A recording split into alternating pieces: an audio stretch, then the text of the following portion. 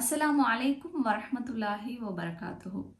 நம்ம சிறப்பு மிக்க ஒரு மாதத்துல இருந்து கொண்டிருக்கிறோம். ரமலான் மாதம் அப்படிங்கிறது முஸ்லிம்களுக்கு மிகவும் மிகவும் விசேஷமான ஒரு மாதமாக காணப்படுது.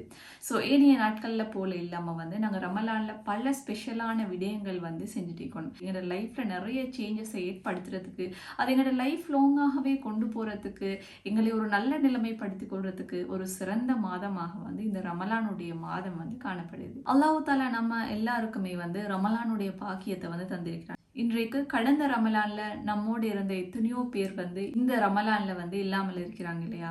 ஸோ நமக்கு அல்லாஹ் தாலா இந்த ரமலானை அருள் புரிஞ்சிருக்கிறான். எனவே இந்த ரமலானை சிறந்த முறையில் நம்ம கழிக்கக்கூடியவர்களாக இருக்க வேண்டும். இந்த ரமலான் முழுமையாக அல்லாஹ் தாலாவுக்கு பொருத்தமான முறையில் அமைவதற்கு நாம் அனைவரும் பிரார்த்தனை செய்ய வேண்டும்.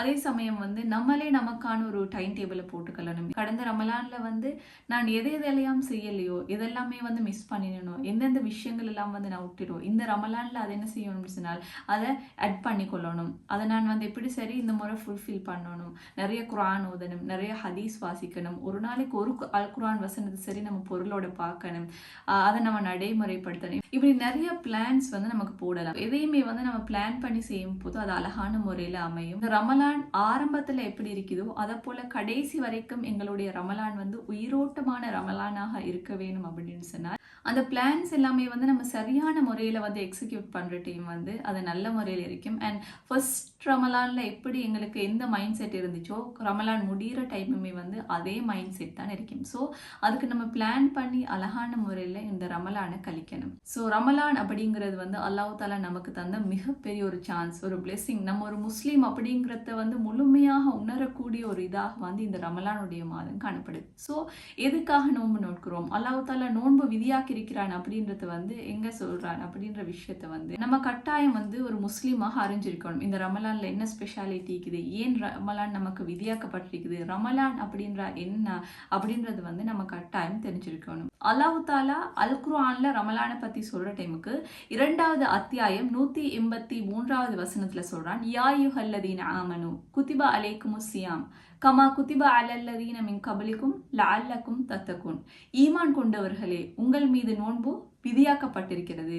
எப்படி விதியாக்கப்பட்டிருக்கிறது அப்படின்னு சொன்னால், உங்கள் முன் சென்றவர்கள் மீது எவ்வாறு நோன்பு விதியாக்கப்பட்டதோ அவ்வாறு உங்கள் மீதும் நோன்பு விதியாக்கப்பட்டிருக்கிறது.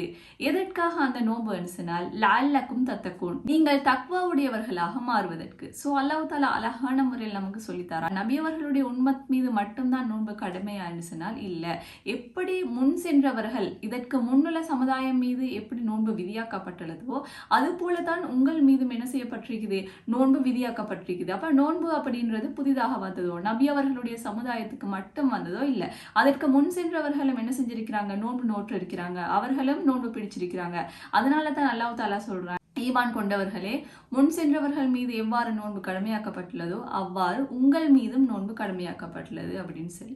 ஸோ இந்த நோன்புடைய பிரதான நோக்கம் என்ன அப்படின்னு சொல்லி நம்ம இன்றைக்கு கேட்டோம்னு சொன்னால் நிறைய பேர் சொல்லக்கூடிய ஒரு பதில் ஏழைகளுடைய பசியை உணர்வதற்கு, ஏழைகளுடைய தாகத்தை உணர்வதற்கு, இப்படி எல்லாம் சொல்லுவாங்க. இஸ்லாம் சொன்ன பதில் அது அல்ல, அல் குர்ஆன் சொன்ன பதில் அது அல்ல. அல்லாஹ் தாலா நமக்கு அழகான முறையில கற்றுத்தாரான். என்னன்னு சொன்னால், நோன்பு எதற்காக விதியாக்கப்பட்டிருக்குது அப்படின்னு சொன்னால் லஅல்லக்கும் தத்தகுன், நீங்கள் தக்வா உடையவர்களாக, நீங்கள் தக்வாதாரிகளாக மாறுவதற்கு. ஸோ எங்களோட ஈமான பூஸ்ட் பண்றதுக்கு, எங்களோட ஈமான சரியான நிலையில நம்ம கொண்டு வரத்துக்கு, எங்களை நாங்க பரிசீலிச்சு பார்க்கறதுக்காகத்தான் இந்த ரமதான்.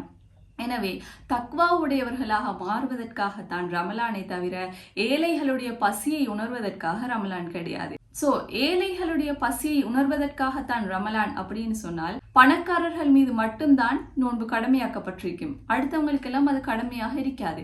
ஸோ அது இல்லை, தக்வா உடையவர்களாக மாறுவதற்கு தக்வாவை அதிகரிக்கக்கூடிய பல விடயங்களை நம்ம இந்த ரமலான்ல மேற்கொள்ளணும். எனவே இந்த ரமலானை சிறந்த முறையில நம்ம கழிப்போம். ஸோ முதலாவது விஷயமாக நம்ம நினைவு வச்சுக்கொள்ளணும், இந்த நோன்பு எதற்காக அல்லாஹ் தாலா விதியாக்கிறான், அந்த நோக்கத்துடன் இந்த நோன்பை நோக்கக்கூடியவர்களாக நம் அனைவரையும் அல்லாஹ் தாலா ஆக்கி அருள் புரிய வேண்டும்.